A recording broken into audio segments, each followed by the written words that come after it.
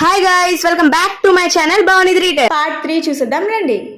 మా వాళ్ళు 2 days ముందే రథయాత్రకి వచ్చి బొమ్మలు కావాల్సిన థింగ్స్ ఏమేమి కావాలో అవన్నీ కొనేశారు. ఇక్కడ మళ్ళీ ఇవన్నీ చూస్తున్నారు. లిషి వైభవ్ అయితే ఏమున్నా మళ్ళా కావాలని అంటారు.